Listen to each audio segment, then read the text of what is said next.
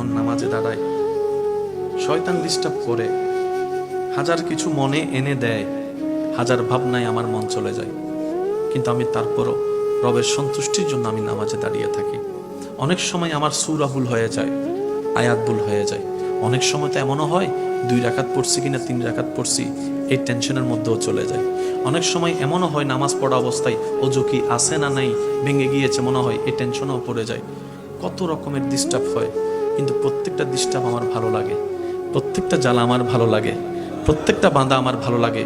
সে জিজ্ঞেস করছে, কেন তোর এত বাঁধা ভালো লাগে? বুঝলাম না। বলে যে প্রেমের মধ্যে বাঁধা নাই সেই প্রেম কখনো জমে না, যে প্রেমের মধ্যে কখনো বাঁধা হয় না সে প্রেমের মধ্যে আকর্ষণ বাড়ে না। শয়তান চেষ্টা করে আমাকে বিভিন্নভাবে প্রলোভন দেখিয়ে রবের রহমতের দরবার থেকে সরিয়ে রাখতে, আর আমি আমার শক্তি দিয়ে, ঈমানি বল দিয়ে, মোহাব্বতের টান দিয়ে আমার সমস্ত কিছুকে পিছনে ফেলে আমি রবের দরবারে দাঁড়িয়ে থাকি।